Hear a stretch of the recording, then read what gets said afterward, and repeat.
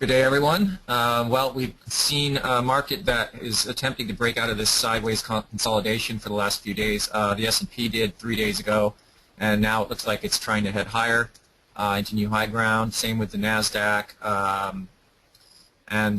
Essentially, the Fed has said that, well, they've not really given any clues as to, what's going forward in terms of their thinking. The markets yesterday just kind of went flatline after the minutes came out, and people are concerned what they think about inflation, which has been persistently low.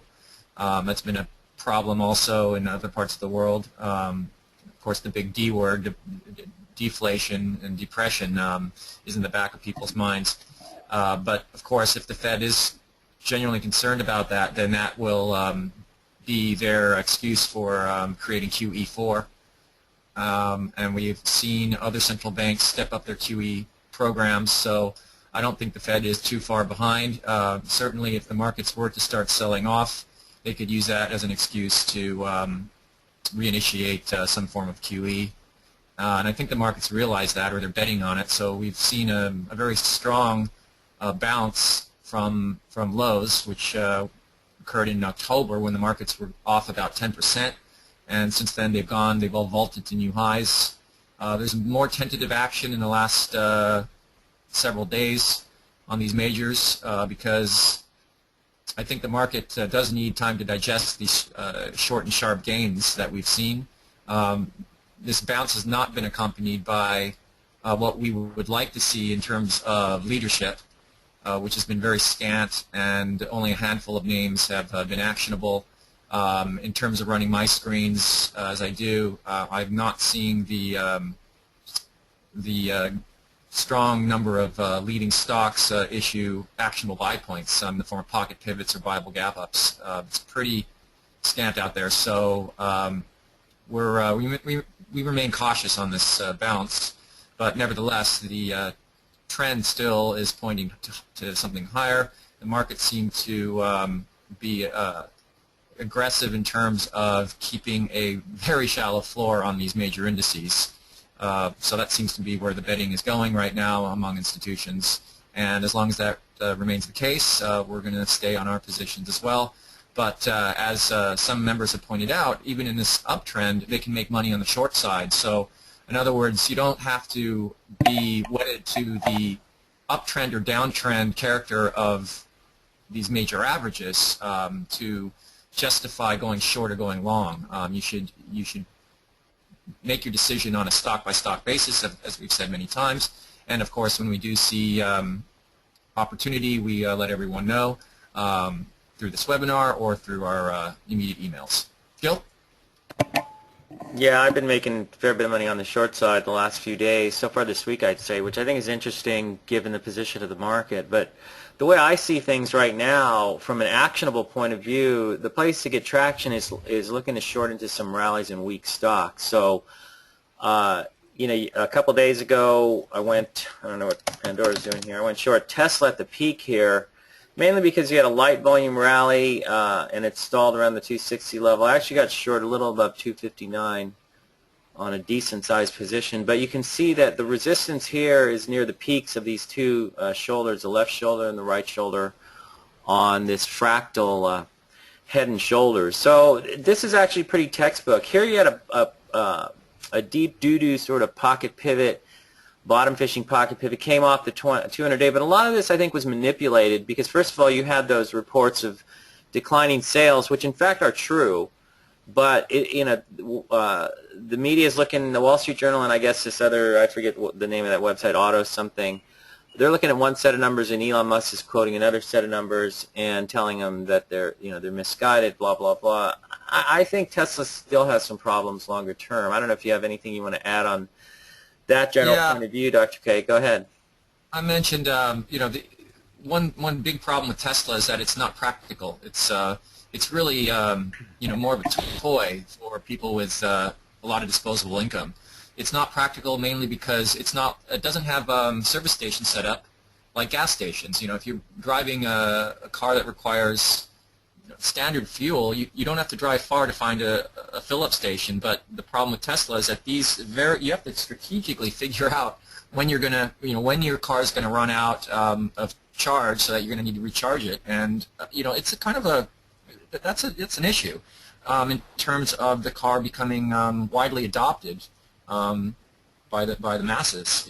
Obviously the price would start to come down if that were to start taking place, but I think they have a real problem in terms of the number of stations and the economic viability of setting up so enough of these stations so that the car becomes more of a practical reality for most people. Yeah, and I think the technicals here are telling you you got a late stage cup with handle. You failed on the breakout, bounce off the tuner day. That all looks normal. Now you've come back up around to the breakout point. And you're sputtering around the 50-day, 10-week moving average right now. So you found some support after a gap down yesterday. That was pretty fortuitous, having shorted the stock on Monday above 259. And it looks to me like you're just hanging along the 50-day, and you're going to break it. I think you're going to break it. I think the big money started exiting. The big axes, like Kacher Fund and some of the other big funds that were in the stock way back when it started its run, way back here, they're selling into this. You notice that the whole move in the stock too has lost a lot of velocity. So my thinking is it's going to break the 50-day. It's headed lower. It's headed at least to the 200-day, probably under these lows, 220 maybe. That's what it looks like to me. Does anybody have any questions? I just wanted to find out if you can hear us and everything's coming in okay.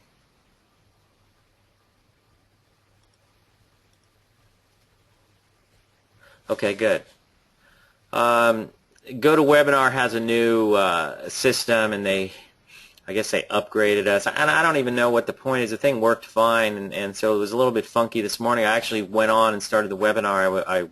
They got me crossed up with somebody else. Don't ask me what that was all about, but we finally got it straightened out. But I don't know why they needed to go mess with it. It worked fine. If it ain't broke, don't fix it. But they're trying to make it look sleeker, and I guess it almost looks like the whole O365, Office 365 thing, Dr. K. Anyways, let's see. Everybody can hear fine. It's a bit more difficult to get on. Yeah, like I said, what do they need to go screw with everything? It was working fine, and then they got to come in here and start upgrading it. I don't know. Kind of reminds me of O'Neill and Wanda. Remember, Dr. K, they have a new version of Wanda, but we're still using the old one because there was nothing wrong with it. And yeah, exactly. And it seems like the new version just made things unnecessarily complicated. Anyways, watch for Tesla to bust the 50-day. I basically will add here using the high of yesterday at 251.88 as my sort of an upside guide for a stop, and see what happens from there. But I'm thinking it could bear flag here for a bit and then go lower. But I think it's going lower. So cyber is just, somebody's asking about cyber. I'm just going to move into some questions, and then I'll go back to some of my short sale targets. It pulled in on very light volume, so it's moving up. I think you got to wait for the 10-day in here, or a pullback closer to the lows of the Bible gap up to enter the stock. So you got to wait for the 10-day to catch up, I think, at least. Let's see. Is Tesla shortable here? Well, figure this out as a trade. Okay, you have a gap down off the peak. So far this is textbook. Left shoulder, head, right shoulder, another right shoulder in a bigger lean over, sort of leaning to one side type of fractal head and shoulders. This might even be starting to show up. It sort of shows up on the weekly chart. So obviously you could short it here using this high as your maximum stop. But my take would be to use the high here, 251.88, like I said. And it's not a guarantee that it's going to work, but I think the stock's headed lower. Do you agree with me, Dr. K? Oh, we got 3 gap downs in the pattern over the last couple months. 1, 2. No, wait, where are they? Here's 1. Oh, here we go. This is the third. Yesterday was the third one. I got it. And it just really doesn't look healthy as far as the technicals go. The fundamentals have problems as well. I think also between, let's say Tesla's can put out enough of these service stations. That's a long time in coming, and the tech space moves very fast. So these technologies are very competitive, and we've got fuel cells that are on the horizon as well. And so I think it's not just going to be Tesla that's the major player in this space. And from now to the time there are plenty of service stations out there to recharge your vehicles, I think there's going to be plenty of competition that enters the space. So Tesla's got a lot of sharp headwinds that it's got to contend with.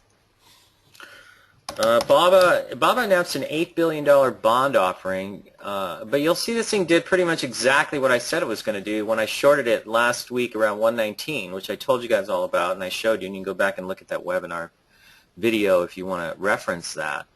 But it did pretty much what I figured it would do. Came straight down, got a nice 10% short, a little more than that, short profit there, and then it bounced off the 20-day moving average here. I don't know what's going on here. It has to build a base, I think. You're getting some good volume off the 20-day. It's sort of a reflex rally, I think. And hedge funds are very heavy in this name. I was reading some reports on what hedge funds were buying last month, and Baba was their #1 stock. But they're all, all of these hedge funds are underwater. They're chasing performance. They're up against the wall. I mean, hedge funds have had some of their worst years over the last few years. Is that right, Dr. K? You're probably aware of that as well. Probably some of you out there. Somebody says your video is not syncing with your audio. Dr. K, are you finding that to be the case, or you just? No, you're coming in just. Yeah. Well. Say something and move the. If a person's internet isn't and moving, so up, down, up, down. There's always going to be a small delay, but the delay is it's very imperceptible. Yeah, if you're having a larger delay, it's probably your internet service and where you are. There's a lot of vagaries about that. Anyways. Everybody else says working good here, so that's what Baba's doing. But you could have bought it. That was my short-term price target on the short sale. You could have bought it and traded off on the long side off the 20-day, and now it's sort of. Let me take a look here. What's it doing on the 6th? Now it's bouncing, but I'm guessing it's going to roll back over. I think it's headed back to the 100 level because I think the market's coming in, and I'm playing the market that way.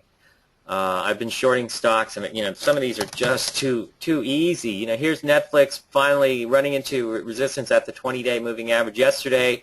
Hits the 20-day almost perfectly, reverses on a big outside reversal day on heavier volume, and busts to the downside. Now today you're getting a reaction rally, but I think it's probably this thing's going lower. It's heading for this low, and so if you're catching it, I know a number of you on the chat room were coming after it on the 20-day, and that's the moving average we like to use. I figured if the market continued moving higher, that you would see the stock possibly get to the 200-day, but apparently that's a little bit too high, and they're selling it again, and it's coming lower. So that looks pretty gnarly. G-Pro, okay, I was tweeting, what was on Monday or Tuesday? Yesterday, actually. No, Monday. That it's hitting resistance 85, 86. If you're long this thing off the 50-day, you should be selling it into that. Because they also announced an 11.5 million share offer or something like that, 10.5, 11.5, whatever. But they're dumping a bunch of stock into the market, and the thing's rallying like that, $3, $4, $5. That's a gift, and you should sell into it. And if you see that in the future for a stock you own, that is. Hang on one second.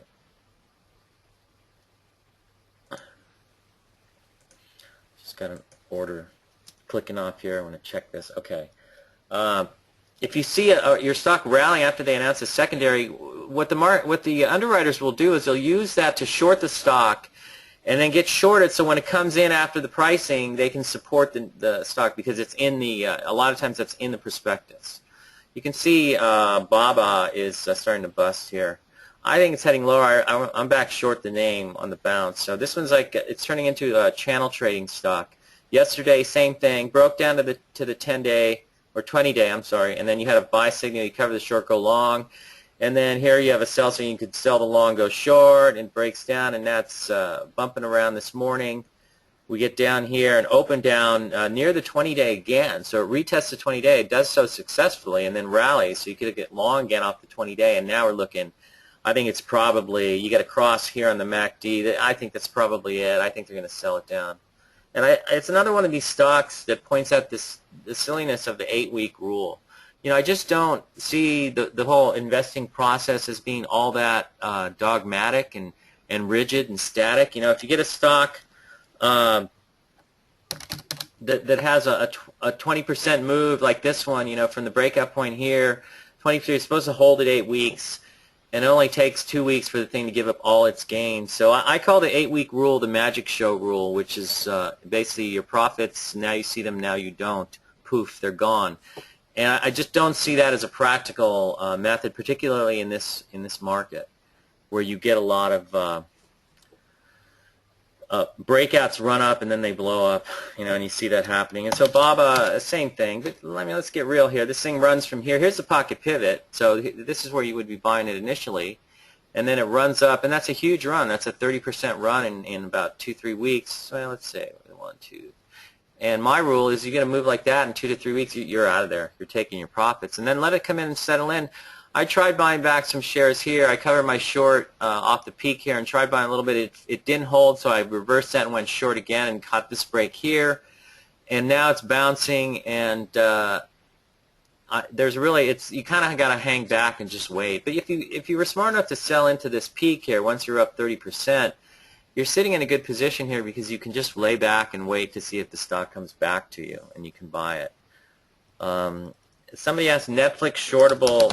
It's like, come on, get with the program. You know you're supposed to be shorting into the rallies, into the moving average. Shorting it now, it might push against you, but if you come after, you're probably using the 10-day moving average at 380 as your upside stop. So on ISIS, do you have any rules of thumb for previous overhead supply? Not really. I don't use a lot of rules of thumb, and then operate on that basis because everything is not exactly the same. So this one's just rallying on light volume, so maybe it's going to pull in. I don't know. I'm not playing the name, so I'm not really thinking about it.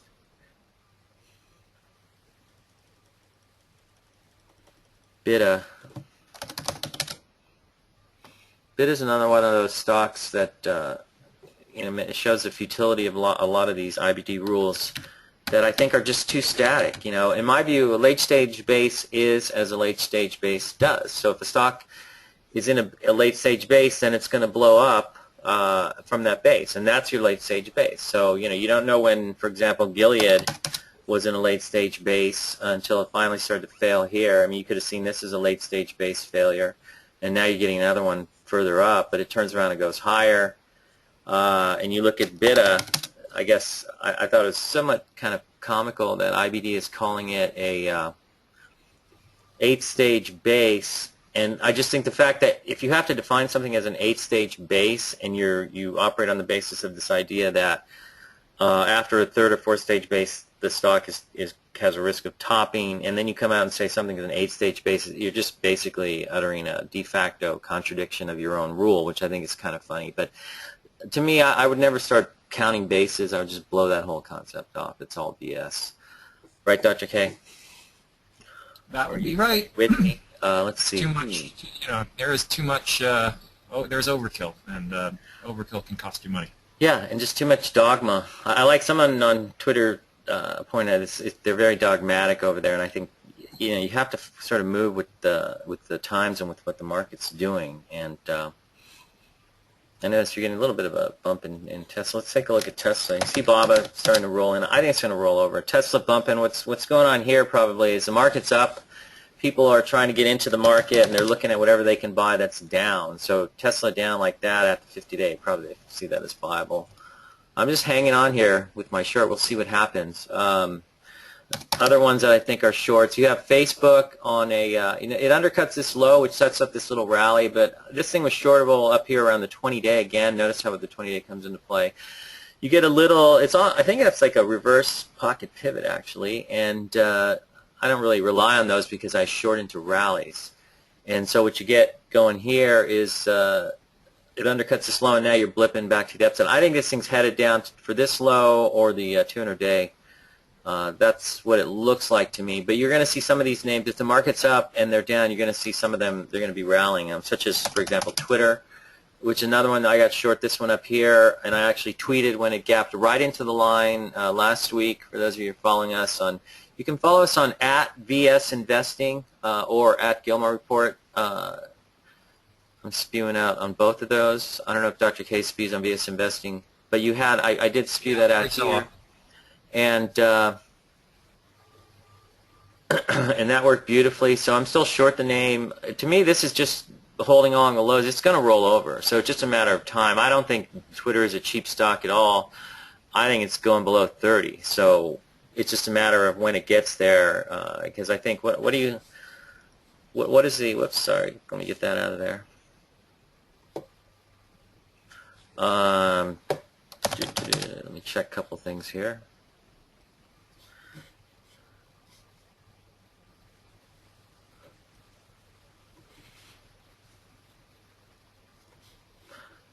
So it's only 117 times estimates now. So it's getting cheaper all the time, everybody. Let's see. If they push Tesla up too much, if it goes back to 250, 251, I just keep getting heavier in it. So they're trying to push it back up, but I don't think it's going to last. Anyways, although I'm pretty big in it already and not very profitable right now. Twitter, I think, just died. That was what my order was, 40.44 on a short sale based on you're seeing a little bit of a MACD stretch, but not much here. But to me, that's right at the 10-day roughly, so I'll come back and add to my position there. I had, I think, a 20% position coming in today. It started down, comes back up. I'd like to get bigger, so the rally gives me that opportunity. We'll see what happens. Let's see. We already talked about cyber, so it's like if you can't figure out what's going on with cyber, you're something of a panda because you had a Bible gap up here. That's your stop. What else do you have after that? If you're sitting with it, that's your stop. Okay. Personally, I sell into this move up here and take my profits and then just let it settle in. Now you pull back on light volume. Now you're coming back up. But I think at this point you really have to wait for the 10-day moving average to catch up to the stock. And you should be able to figure that out unless you're a newbie, in which case you're forgiven. But if you've been around for a while, then I think it's kind of silly. I'd like to see more sophisticated questions here. Let's see, rather than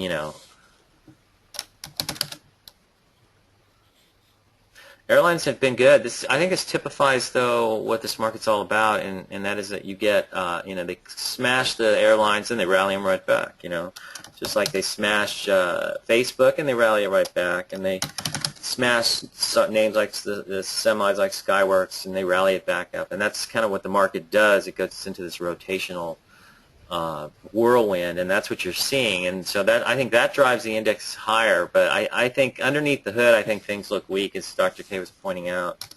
Amazon is doing Amazon does best, which is fake out short sellers. The undercut of this big low here was your big low, and it's just rallying. It's forming probably, this is another sort of a secondary head and shoulders that forms below the first one over here. So you see the left shoulder, head, right shoulder, then it breaks down, rallies, forms a left shoulder, head, right shoulder. Now you're getting another right shoulder, and that's probably going to be, this is probably going to give way at some point, but it's not doing it so far. And I've tried shorting this and getting stopped out when it blows through the 50-day and then up here around the 200-day.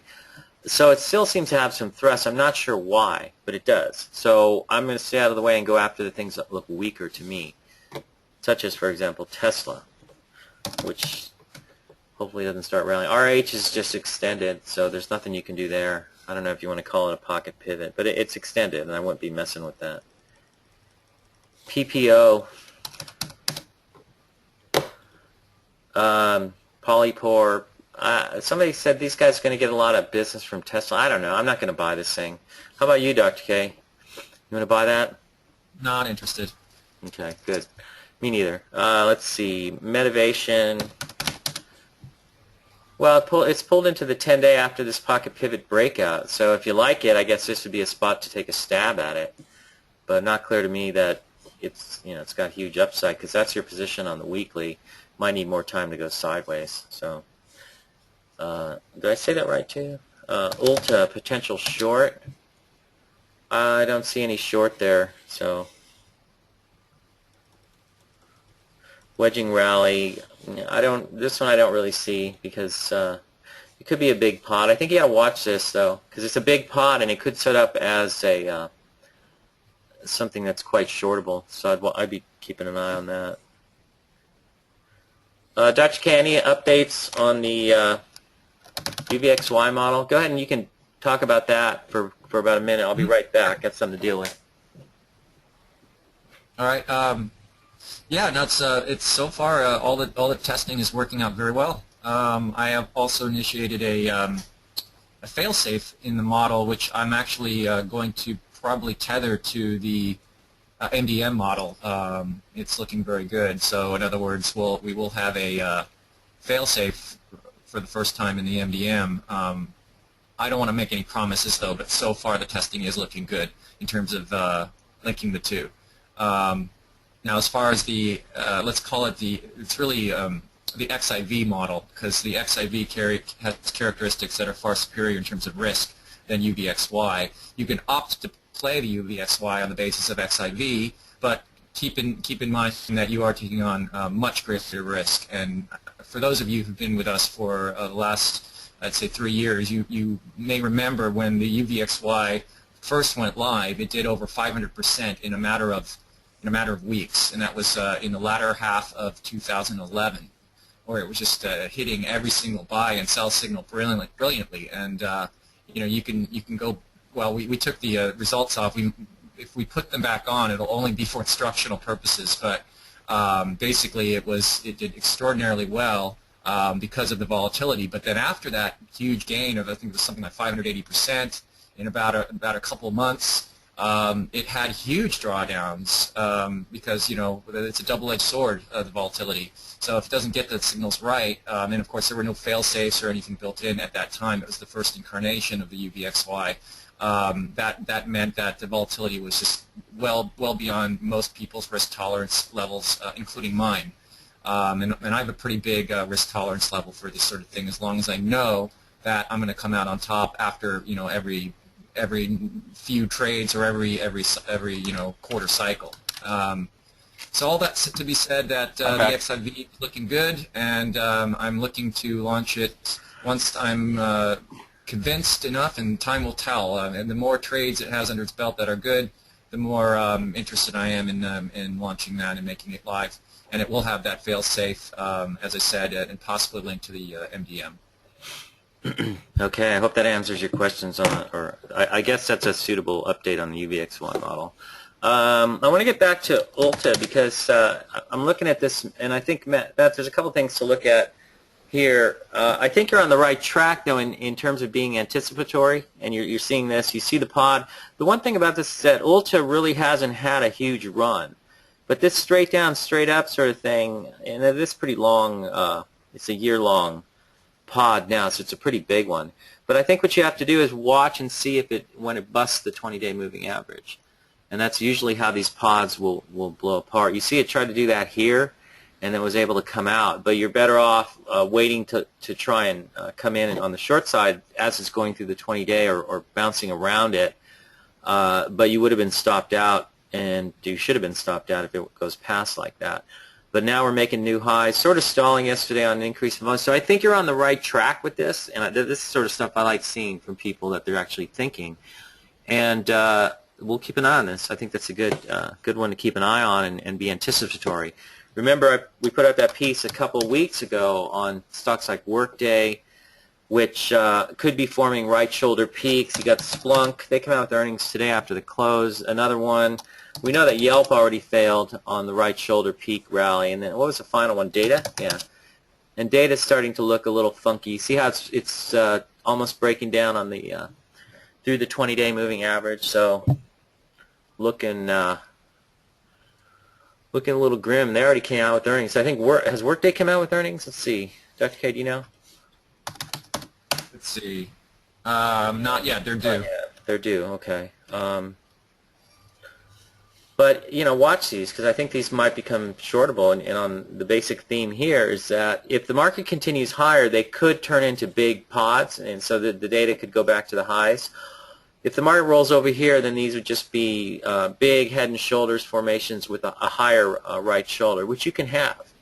That's actually not unusual or uncommon to see. So the new book shakes up a lot of the old rules about short selling, and so that's in production now, so hopefully be out early next year. They're saying, I think it's already on sale on Amazon, Dr. K, and they're saying April 2015. Yeah, that sounds good. Yeah, oftentimes these publishers will do that just so people can get a jump. ISIS we already talked about. let's see. That almost looking a little double toppy, but we'll see. I think a lot of this stuff just depends on what the market's seeing. You can see Twitter's trying to roll back in. Facebook up a little bit, 58 cents. That's really not much. Let me take a look at these on 620. I'm watching all this in real time. Oh, there it is. Yeah, not really a 620 sell signal yet, but you can see it bumped right to the 10-day moving average at 40.50. So that, to me, that's near-term resistance on this little, I'm going to call this a descending triangle, and based on my love of labels that I'm sure you're all familiar with, and it looks to me like it just wants to go lower. It's sitting on top of this structure here, but there's not much there. I do think it's headed for the lows of this, and would look at an undercut of this as my short-term target, assuming I don't get stopped out. But you can see the market's pretty loose here and pretty weak. It's all over the place. I think what happens is, you look like you're going to break apart this morning. There is a late bid out there. There's a lot of professional money managers, I think, out there, hedge funds, etc., all behind the curve here, and they're chasing performance, and some are coming in late, and I think the smart money is selling to them. That's what it feels like to me. Not 100% guaranteed, but I just get that sense from what the stocks are doing both to me and for me. So if I'm buying long positions and they're coming in, if I see something like this, a service now, nice breakout coming in, and that doesn't look so hot. The BABA coming in. What have been some of the Cyber's acting well. Palo Alto Networks is holding up in here. They come out with earnings next week, I believe. But when you get shorts like this working for you, and you get Tesla working for you, you got Facebook coming down and trying to break out to the downside, and you have Twitter doing the same thing and looking like it's ready to blow to new lows. I just sort of look at it that way, and I naturally gravitate towards where I'm able to make money and just run for daylight. And I'm just finding that to be the short side of this market right here. You're getting a little blip today, mostly sitting through it. I'm about 180% short right now. Might like to be more if we roll over, but I'm just sort of hanging out. What is a pod? A pod is a punch bowl of death. You need to read our books, Rich. I think that would help. Just like, let me see. Well, the one I think is a pod is, let's go to Netflix. See this big deep cup? That's a pod, punch bowl of death. And a lot of times you'll see a leading stock will break down really hard and then come back up to new highs and then fail from there. And you'll notice here it takes a little while for this to happen with Netflix because it's such a widely loved stock. But this sort of pattern is failure prone because the issue here, and you can read about this in the books, but I'll just cover it briefly, is that this sort of a breakdown followed by this sort of a mad rush to the upside cannot be sustained. And so it breaks down with the same velocity that it went up, sometimes more. So that's really what a pod is. But if you read our books, you'll get the whole story. And that is one of my favorite short-selling patterns, too, because of the sharp break you can have. One of the first ones I remember was looking at AOL and Schwab, Ariba, if everybody remembers that, back in the early 2000s. Even something like a dry ships. That's one example that we used from 2008. You had this big pod sort of thing, and it took a little while to break down, but it blew apart, with the market. And there it is. It has a big run and a big pod. And what's interesting about this is that if you look at Reading Railroad in 1907, I think it is, same exact pattern, almost exactly. You also had DSX was another good one at the time. So we're doing a little pod lesson, I guess. And you see it was pretty much the same as dry ships. Now let's go to Apple, for example. And you can see that Apple actually had some, if we go all the way back, you see Apple had a pod. There's a pod, big punch bowl of death. And again, straight down in about, 8 weeks to low here, and then back up in about, 12 weeks. Zoom, zoom. It can't be sustained. Stock fails. So that's the sort of pattern we're looking at. Apple keeps moving up. Easy money. I don't know what that means. As long as it keeps moving up. So, but in other words, you're saying just hold on to it and you'll be fine. Somebody put a $132 price target on the stock today. So let's see. Netflix we already talked about. So pretty simple there. If you're shorting it at the 20-day moving average on these bumps, and you see you get 1, Reversal here on higher volume. Right here, this is more like running out of gas because it's low volume and you can't really sustain up there. And then yesterday got clocked on pretty heavy selling volume. So there goes. Bob is starting to drop below 111. Let's take a look at this. You see how we're just starting to get what looks like a possible 620 sell. I think this thing's headed lower. So, Dr. K, are you a buyer of BABA here? No. You know, I think it's going to most likely have some sort of basing pattern. It might be a quick one, though. It might surprise us all. There's a lot of upside momentum in this thing. It does if it's anything like what the Google pattern was, then it's going to be, it's still off to the races. In other words, it's still in play. Right. So you know, keep that in mind. But yeah, I mean, right now, I mean, if I had a position in this, and you know, it was using a slightly longer approach, I mean, then you know, you just sit with it. But expect it. I think that it's going to be basing for maybe a few weeks here or less. Okay. Someone else says they're noticing a huge delay in voice and charts. I think that can happen. But remember, this is also a new, GoToWebinar rolled out a new system, an upgrade, and you know how that goes. And like I said, it's like, why screw up, you know, screw with something that's working fine. Now of course, we get to deal with their upgrade and whatever bugs show up as a result, and I think we ran into a couple this morning. Let's see, what else? I'm going to go through some of the stuff I'm watching. Silica Holdings, here's getting a nice bump into the 20-day. It's shortable there.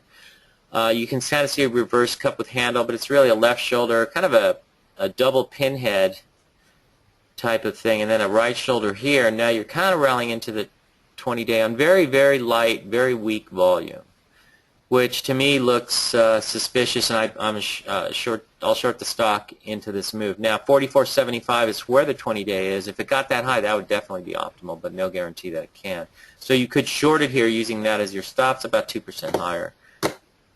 So other people say working good here. So it's probably a function of your internet and maybe the upgrade. So hopefully whatever bugs show up, they get ironed out over time. Let's see. LinkedIn. Let's just go down my magic list of stocks. Pacer's acting well. Comes into the 10-day, can be bought. This is a breakout, though.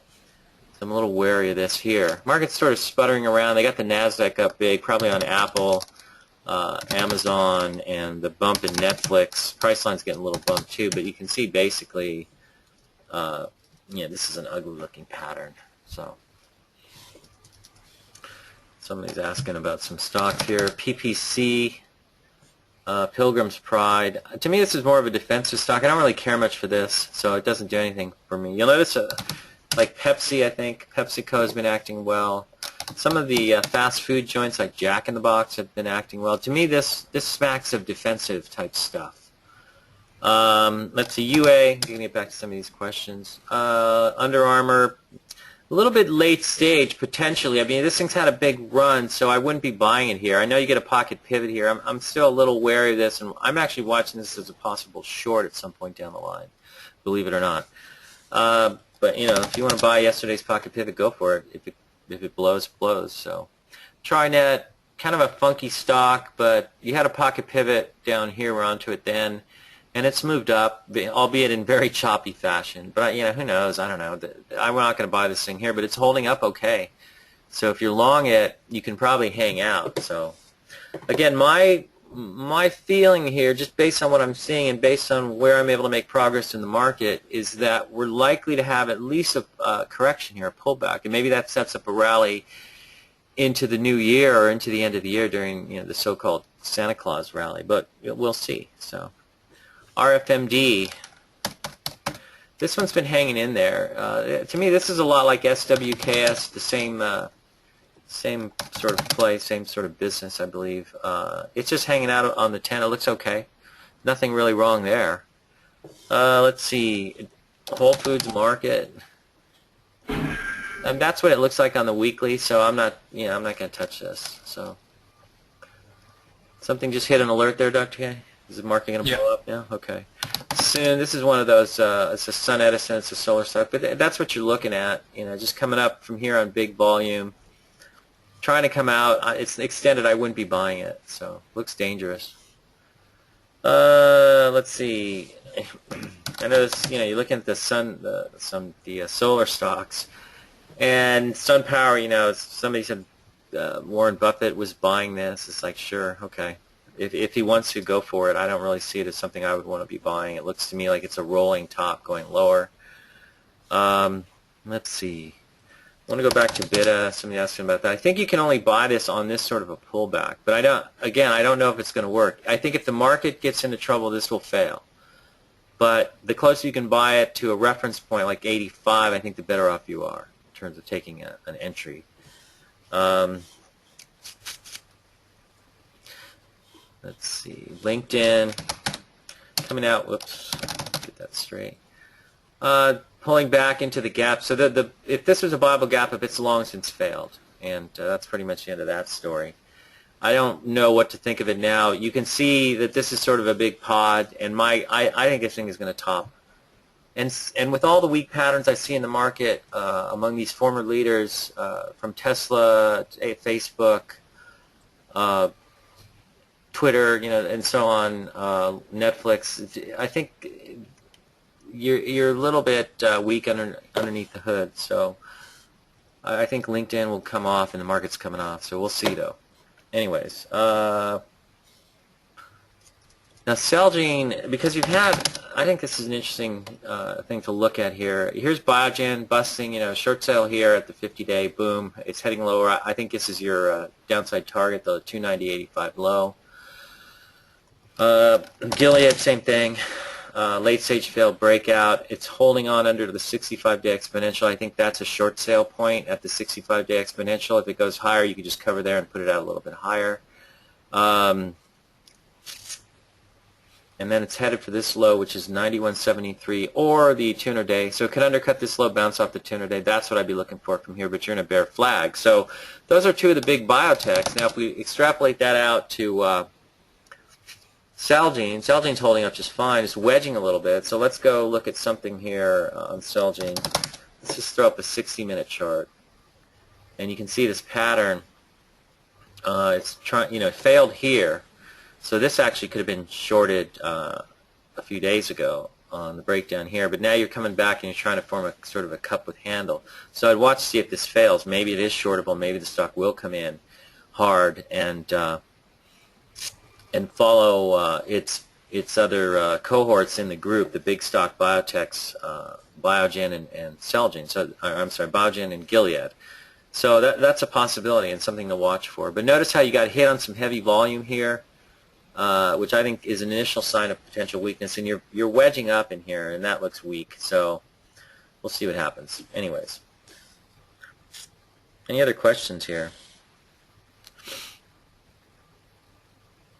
Notice Twitter coming in. That stock's got to come lower. I don't really see it rallying from here. I don't see that. They made that presentation last week, and they were trying to project their future revenues based on using a Google as an example, which I think is I don't know, something for people who are really high to try and do. I think because they're not the same company at all. Twitter's just Twitter. And this little rally here today, to me, seems like a little pullback within a little pull up, rather, within a little descending wedgie formation here. So, gold, silver, too early. I'm not really paying attention to those. They're trying to come. You got anything to say about this, Dr. K? Not particularly. No. I mean, it speaks for itself, I think. What? That's it. Yeah, I mean, there's nothing really there, unless you're bottom fishing. I don't see anything. I mean, it's just a sloppy pattern. I mean, you shouldn't have any business in trying to speculate in something like gold until the pattern sets up. I mean, it's really all over the map here. But remember, we're gurus and we know everything, and so we can magically pick out a bottom in gold and silver. So no, we just follow our rules. So. Zoe's coming in out of a secondary offering and off of the 50-day. Zoe's. Is that Zoe's something? It's like a restaurant, isn't it?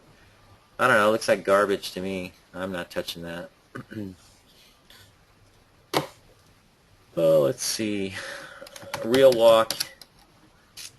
it's just in a flag. They had a lousy earnings announcement. Revenues were bad, bigger loss than expected, all kinds of mucky stuff, and just going to set up in a base, see if this business develops. And this is really what it looks like. So you're not seeing anything that decisive, no real breakdown, just forming a base. And I think it's a matter of just watching to see where this thing goes, if it goes anywhere. And nothing to do now. The one I think is really interesting is that eyes, Second Sight Medical, they actually make something, and this is of interest to me because my older brother, who was born deaf, developed retinitis pigmentosa in his early 40s. And so he's legally blind and deaf, but he uses an implant to hear now. So they basically implanted these electrodes or whatever into his brain, and that's hooked to his ear, and he can actually hear now, so which is helpful. But now these guys have a product it's a what do they call it? A retinal prosthesis. Dr. K, you familiar with this one? This is vaguely. Okay. Well, I actually saw it demonstrated on TV. The blind person will put on these glasses and it's hooked into electrodes, not unlike what my brother uses to hear with, and they're able to see. I mean, to bring sight to the blind, I think is a great thing, and so that's what these guys are working on. Very hot, just kind of the way 2 days up. Reminds you of some of these others. Like there's Real Walk, first 2 days up like that, and eyes, same thing. So keep an eye on this and see, no pun intended, keep your eyes on it, and we'll see where this turkey goes from here. Yeah, that eye technology's been around for years, but it's interesting that it's finally making its way to a publicly traded company. Yeah. Yeah. But yeah, it's. Baidu. Watch this one. Yeah, it's one to keep an eye on, and so it looks a lot like Real Walk on the first 2 days of after coming public. Let's see here. We got Baidu. Well, I don't know. It's a breakout. You like to buy breakouts now. You're pulling into the 20-day if you want to buy it there. I don't really think it has all that much upside potential myself. But let's see. AMBA going up because more G-Pro stocks. I'm not sure what that means. AMBA's just trucking higher. It's kind of volatile, but they supply the chips for G-Pro, and so there's a sort of a halo effect coming from G-Pro for them, but stock's acting okay. Kind of a big volume reversal here, so I'd be a little bit careful. It's had a nice move. I mean, look at the move here. Came public, and it's all the way up here now. So, I don't know. Is all the good news in the stock? I don't know. Let's see. Market's just kind of chopping around. It's like algo pong. That's what I call it. This stuff's back and forth all day, not really going anywhere. And there's movements here and there of small amounts in certain stocks back and forth. Things chop around or move higher like this. So very typically choppy action. Mobileye outside reversal, looking grim. Looking very grim today on heavy volume. So favorite long idea. So do you have a favorite long idea, Dr. K? Not at this. No, not in this. I'm sure there's going to be something that hits our screens, but right now there's nothing that's. And you're continuing to see the stocks that have led the market break down, and Mobileye is one example. GoPro, I think, is another example. Gapping below the 50-day on heavy volume. Okay, is that a good sign? I don't think so. So another one's getting hammered here, and what's stepping up to take its place? Maybe cyber, but this thing's extended. So I like, in terms of stocks that I'm keeping an eye on, I like cyber. I think that's a good story, and they're just starting to buy it, but the market might get in the way. So, Dr. K, here we go. You ready for this, Dr. K? Yeah. Is there a general rule of thumb as to the amount of your portfolio you would use to short? Boy, now this guy's paying attention because Dr. K never shorts. Well, yeah, I'm only under special. 0%. That's your general rule of thumb, right, Dr. K? You'll short 0%. Is that it? Yeah, unless you have a very special situation, which doesn't come up very often. I really think, and if I could persuade you, I really think you need to be short Tesla here. So I think you should put some. Yeah, I like some of these names. Don't get me wrong. For everyone who's listening out there, certainly there's a number of people I know who do very well on the short side, and they've got their risks in place. And I think it's a great way to to make money, especially in this kind of environment. But I learned a while back it's not something that suits my trading personality. And so, in other words, when I have shorted, and I have had maybe more than a couple names on the short side, I feel like I'm spinning my wheels.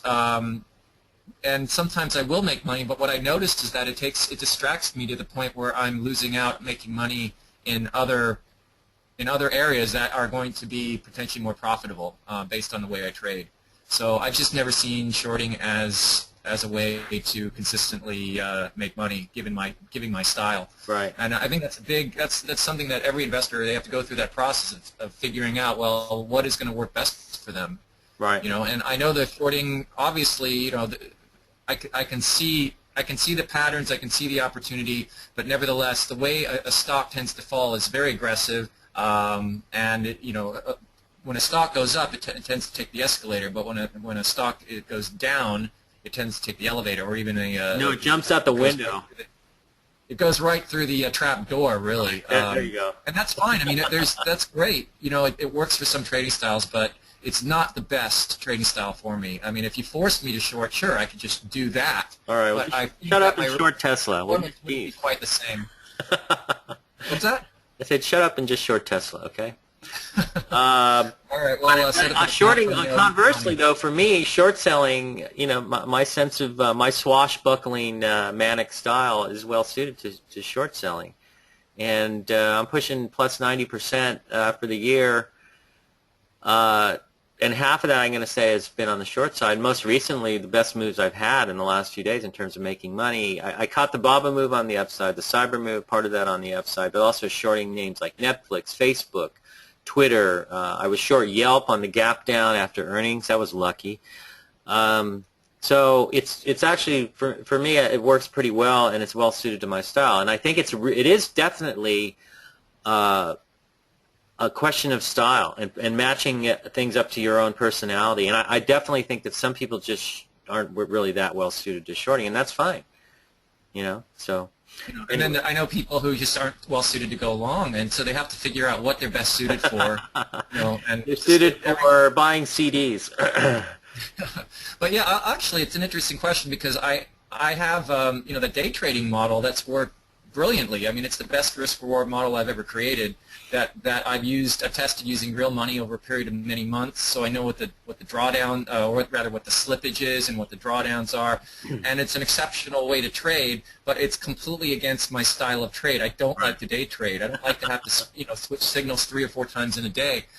It's very viable. I mean, it's a great model. And when I say model, it's not something that's black box. None of these things. You can't just program a computer and say, okay, this is what you do, because it's very contextual, and there are going to be junctures where you can't tell a computer, well, this is going to be a sell signal or buy signal because of this, because there's 101 ways that the signal can go based on the market context.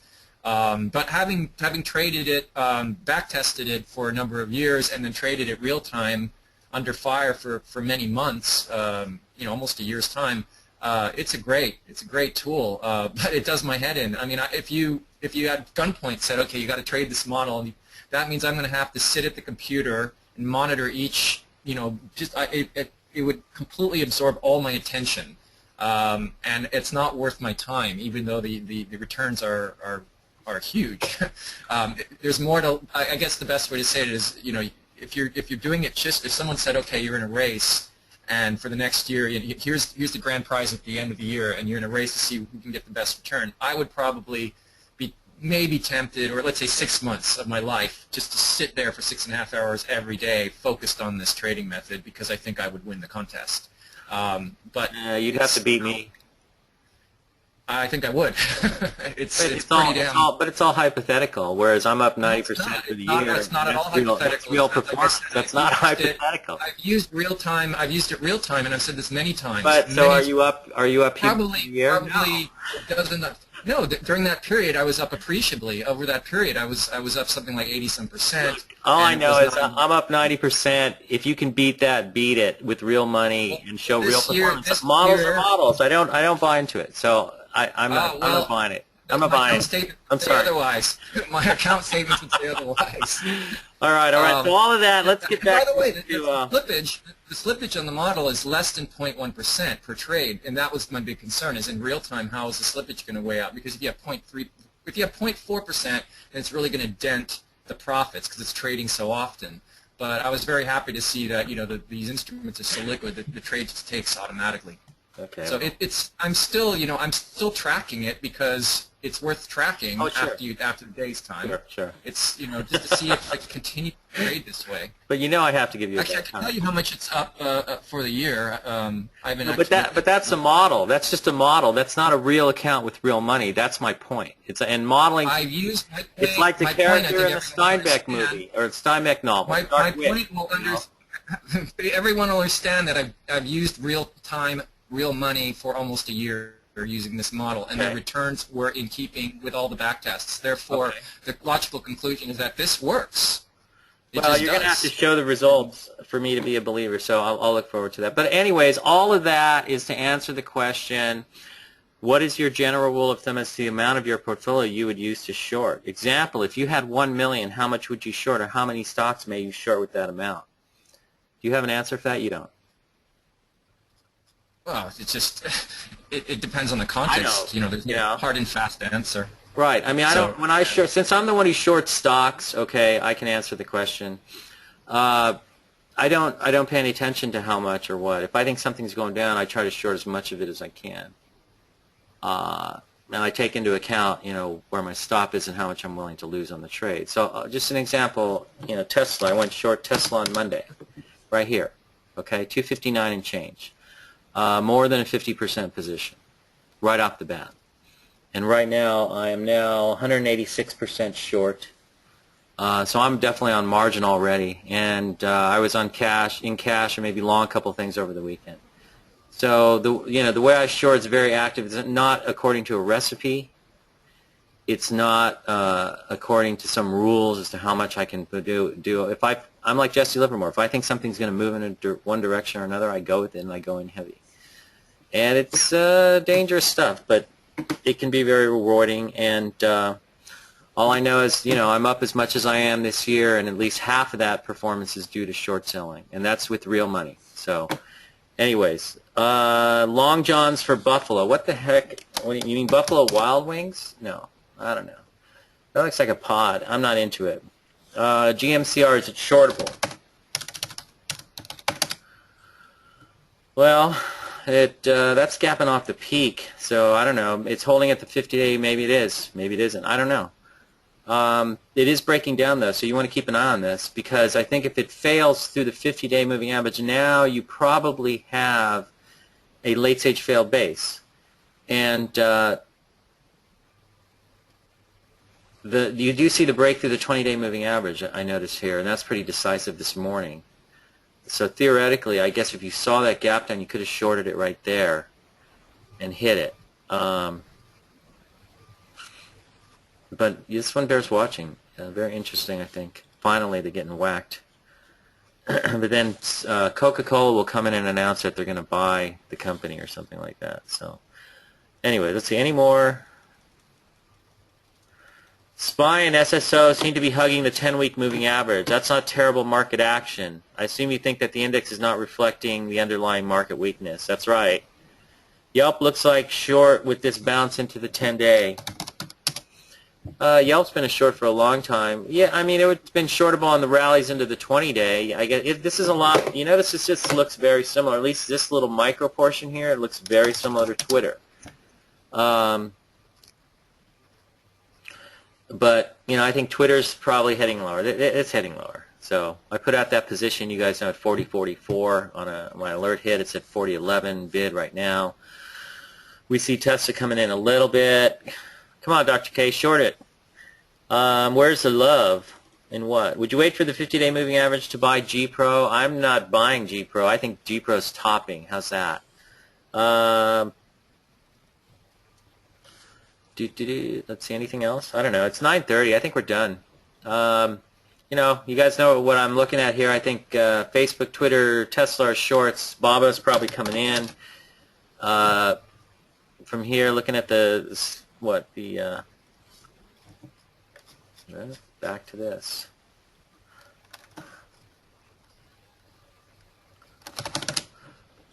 Sort of hovering here. Looks like it may start to break. Watch for that and see if I'm right. But that's all I've got. I mean, I think the market looks weak under the hood here. So you see the indexes doing what the indexes have been doing and confounding everybody who's trying to call a top on the basis of the indexes. But I don't think you have to call a top in the indexes. You can call tops in stocks and trade them that way. I mean, I think, Dr. K, you agree with me on that? Yeah. I mean, you gotta do the legwork to see what's going on in this kind of market environment. Right. It's a lot of a lot of fake outs, and market likes to fool, but this is one of the environments where it tends to. I think it's fooled the most people the most number of times over the last few years because of the manipulations from QE. Yeah. So. Anyways, so that's all we got, you guys. We'll see where this market heads from here. So hang loose. We'll catch you guys next week. Take care. So long, everyone.